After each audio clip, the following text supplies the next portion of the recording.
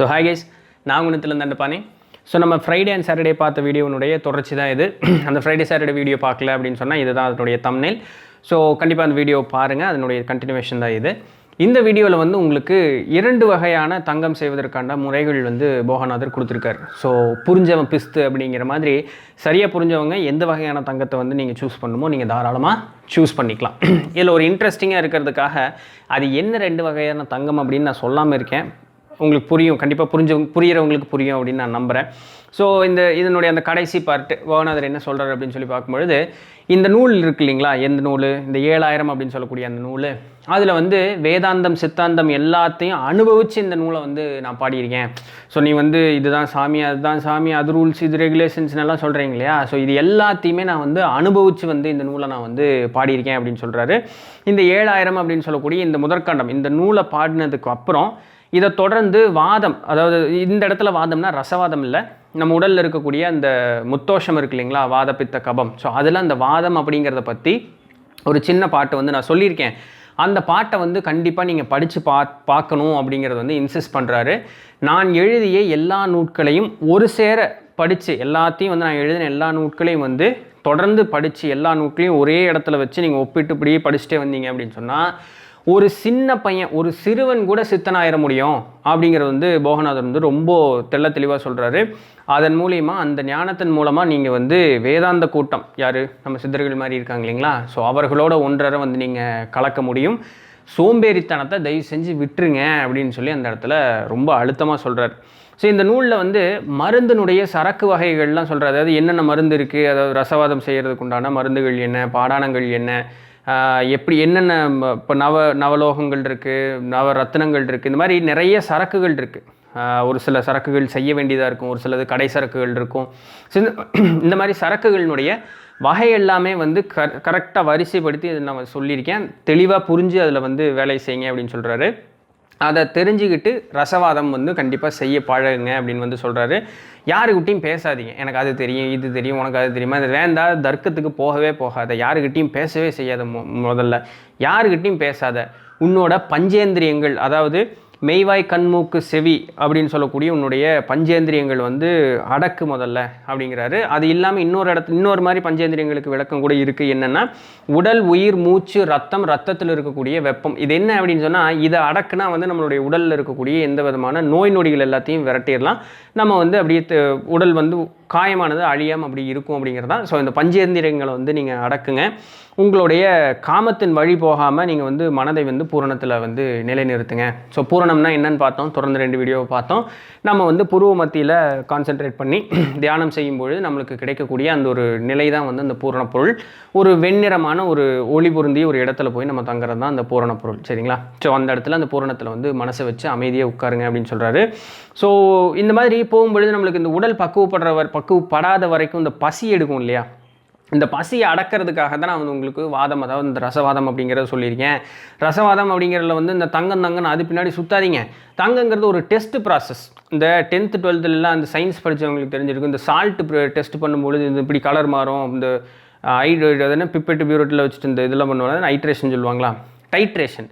அதில் அந்த pink colour ஃப்ளூயிடெல்லாம் அந்த டெஸ்ட் ப்ராசஸ் இருக்கு இல்லையா, அந்த டெஸ்ட் ப்ராசஸ் தான் அந்த தங்கம். நம்மளுக்கு வந்து அந்த தங்கம் மட்டும்தான் கவனமாக போயிடுச்சு. ஸோ அது இல்லை, உன்னுடைய உடலை காப்பாற்றிக்கிறதுக்காக, உன்னுடைய பசி அடங்குவதற்காக இந்த வாதம் அப்படின்னு சொல்லக்கூடிய இந்த ரசவாத முறையை சொன்னேன். உன்னுடைய உடல் உறுதியாக இருக்கிறதுக்கு, அழியாமல் உன்னுடைய உடல் உறுதியாக இருக்கிறதுக்காக கற்ப முறைகள் எல்லாம் சொன்னேன். சமாதியில் வந்து வாசி கொண்டு நிரந்தரமாக இருப்பதற்காக உனக்கு வந்து அதுக்குண்டான வழியும் சொல்லியிருக்கேன். இதெல்லாம் தயவு செஞ்சு பாருங்கப்பா. இந்த அண்டரெண்டமெல்லாம் சுற்றி பார்க்குறதுக்கு, அதில் இருக்கக்கூடிய எல்லா ரகசியங்களையும் வந்து தெரிஞ்சு பார்க்குறதுக்கு, நொடிப்பொழுதில் எல்லாத்தையும் கடக்கிறதுக்கு உண்டான குளிகை முறைகளையும் சொல்லியிருக்கேன். இதெல்லாம் செய்யறதுக்கு உண்டான அந்த சரக்கு வகைகள் இருக்கும் இல்லையா, அதை எல்லாத்தையும் சொல்லியிருக்கேன். அதனுடைய வைப்பு முறைகள், அதாவது அதை எப்படி செய்யணுங்கிற அந்த ப்ராசஸ் இருக்கு இல்லையா, அதையும் சொல்லியிருக்கேன். செய்யவீரம் வைப்பையும் திறமாக சொன்னேன் அப்படிங்கிறாரு. இந்த செய்வீரம் அப்படிங்கிறது வந்து கால்சினேஷன் ப்ராசஸ் அப்படிம்பாங்க. அந்த ப்ராசஸ் இல்லாமல் ஒரு உப்பு அப்படிங்கிறது செய்ய முடியாது, எந்த விதமான மருந்துகளும் செய்ய முடியாது. ஸோ அது வந்து ரொம்ப முக்கியமான ஒரு ப்ராசஸ். சித்த மருத்துவம் படித்தவர்களுக்கு வந்து அது ரொம்ப ஈஸியாக புரியும். ஸோ இந்த மாதிரி எல்லா விதமான முக்கியமான குறிப்புகளையும் இந்த நூலில் வந்து உங்களுக்காக தந்திருக்கேன் அப்படின்னு சொல்கிறாரு. இந்த முதற்காண்டத்தில் சிவன் சொன்னது போல், பார்வதி தேவி சொன்னது போல், நந்தி சொன்னது போல், என் பாட்டரான திருமூலர் சொன்னது போல், பதஞ்சலியர் மற்றும் சனகாதி நால்வர் சொன்னது போல, தட்சிணாமூர்த்தி சொல்ல, சீரான முனிவர்களும் சித்தர்கள் எல்லாம் சொல்ல, என்னையாண்ட என்னுடைய ஐயர் காலாங்கிநாதர் சொல்ல, அவர்கள் சொன்னது எல்லாத்தையும் திரட்டி மறைப்பை எல்லாம் நீக்கி இந்த நூலை வந்து உனக்காக நான் வந்து தந்திருக்கேன் அப்படின்னு வந்து சொல்கிறாரு போகநாதர். ஸோ இதனுடைய ப்ராசஸ் எப்படி சொல்கிறாங்க அப்படின்னு சொன்னால், முன்னாடி ஃபஸ்ட்டு உனக்கு வந்து யோகத்தை சொல்லியிருக்கேன், அதுக்கு அடுத்தது கற்பத்தை சொல்லியிருக்கேன், கடைசியில் வாதத்தை சொல்லியிருக்கேன் அப்படிங்கிறார். இப்போ இந்த இடத்துல ஒரு விஷயம் என்னென்னா, நீங்கள் யோகத்தில் நம்ம நிலைக்கணும் அப்படின்னு சொன்னால் உடம்புல இருக்கக்கூடிய அந்த அழுக்கும் கபம் எல்லாம் வெளியே போகணும். இதுக்காக உங்களுக்கு என்ன வேணும்? கற்பம் சாப்பிடணும். கற்பம் சாப்பிடும் பொழுது என்ன ஆகிருக்கணும்? உங்களுக்கு வந்து உடல் வந்து ஒரு இடத்துல பக்குவமாக இருக்கணும், அதுக்குண்டான பேஸ் மருந்து சாப்பிடணும். இப்போ இந்த கற்பம் செய்யணும் அப்படின்னு சொன்னால் நம்மளுக்கு அந்த பேசிக்கான ரசவாதம் அப்படிங்கிறத தெரிஞ்சுக்கணும். இந்த டாக்டர் ஸ்ட்ரேஞ்ச் படம் பார்த்துருக்கீங்களா? அதாவது always the warning comes at the last அப்படிங்கிற மாதிரி, உங்களுக்கு யோகம் செய்யணும் அப்படின்னு சொன்னால் நீங்கள் கடைசியில் வாதம் வரைக்கும் உங்களுக்கு தெரிஞ்சிருக்கணும். அப்படின்னா யோகமும் கற்பமும் வாதமும் இது எல்லாம் தெரிஞ்சால் தான் நம்மளால் இது வந்து சரியாக செய்ய முடியும். இதை எல்லாத்தையும் திடம்பட தெரியாமல் ஏதும் வாய் பேசிட்டு சுத்தாதீங்க அப்படின்னு சொல்லி அந்த இடத்துல போகநாதர் வந்து சொல்கிறாரு. ஸோ அவர் என்னென்னலாம் பண்ணினேன், இப்போ இதெல்லாம் பண்ணி நான் பிரியலான் இல்லையா, இதனால் நான் என்னென்னலாம் பண்ணினேன் அப்படின்னு சொன்னால், சிங்கங்களுக்கு உபதேசம் சொன்னேன். ரோமாபுரி பட்டணத்தில் இருக்கக்கூடிய அந்த கடலில் இருக்கக்கூடிய ஆதிரசம், அதாவது அந்த சிவனார் விந்து அப்படின்னு சொல்லக்கூடிய அந்த பயங்கர கான்சன்ட்ரேட்டடாக இருக்கக்கூடிய மெர்க்குரி இருக்கு இல்லையா, அதை நான் எடுக்கிறதுக்கு சொன்னேன். பூனையினுடைய வாயால் 4 வேதம் ஓதுவதற்குண்டான வழியும் ஓத வச்சேன் அந்த பூனையை. ஸோ எப்படி வந்து இந்த பசுவனுடைய ஒரு கதை பார்த்தோம் இல்லையா, காமதேனு அப்படிங்கக்கூடிய அந்த பசுவனுடைய அந்த கதை பார்த்தோம் இல்லையா. ஸோ எப்படி வந்து அந்த பசு கற்பத்தை தின்னு தன்னுடைய காயத்தை சித்தியாக்கி அது ஞானமும் பெற்று இந்த உலகெல்லாம் வந்து அழியாமல் பல யுகம் அது கடந்திருந்ததோ, அதை நான் பார்த்து அதுக்கு வந்து இந்த ஞான நிலை கொடுத்தது வந்து கடைதேற வழி சொன்னேன் இல்லையா.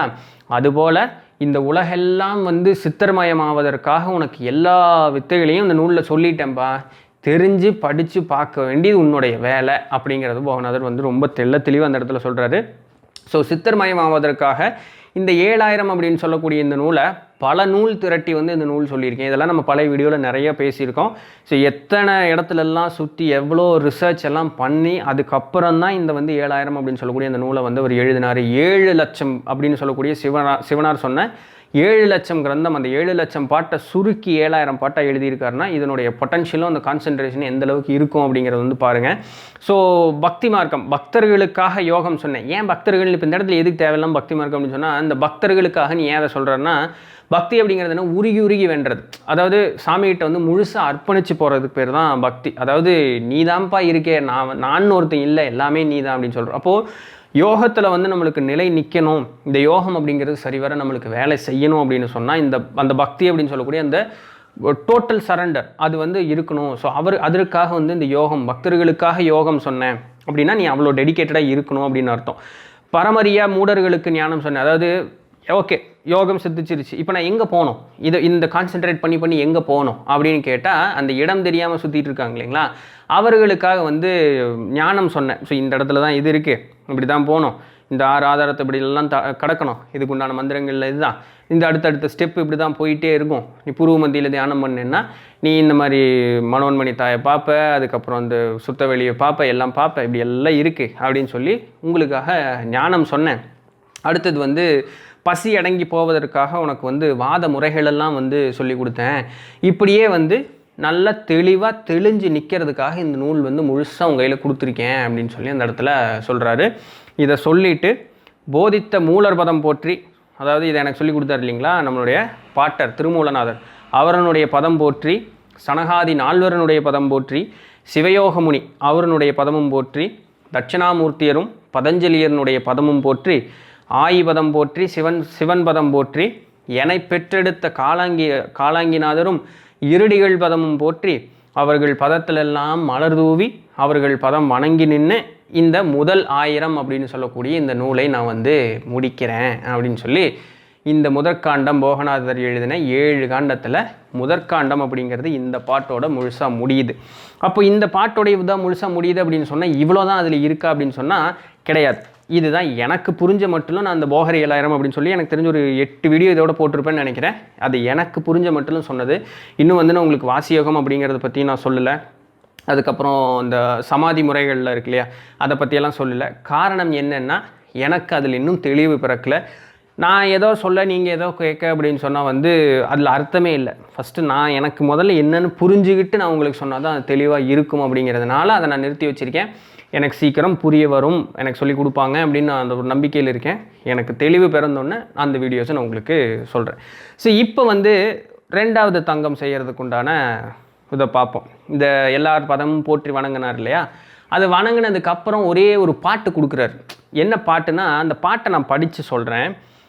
சொன்னாலும் நீர்கேளீரே சும்மா சிவன் மேலிருந்தீரே, பொன்னாம் பொன்னா வரையுடன் பொன் ஊமத்தை இலைச்சாற்றில் கண்ணார்வேதி சிலையிரதங்காந்தம் வெள்ளி கலந்துருக்க எண்ணாம் எண்ணாதே பொன்னாமே. ஸோ என்ன அப்படின்னு சொன்னால் இந்த இடத்துல ஒரு ரசவாத வித்தை தான். இதில் என்ன எனக்கு புரிஞ்சதெல்லாம் சொல்கிறேன். பொன்னாவரை பொன் ஊமத்தை இந்த இலைச்சாற்று எடுத்து கண்ணார் வேதி அப்படிங்கிறாரு, எனக்கு அது என்னன்னு தெரியல. சிலை அப்படின்னு சொன்னால் மனோசிலை அப்படிங்கிற அந்த ஒரு ரசவாத பொருள். காந்தம், இந்த காந்தம் இருக்கு இல்லையா, மேக்னெட்டு, அந்த காந்தம்.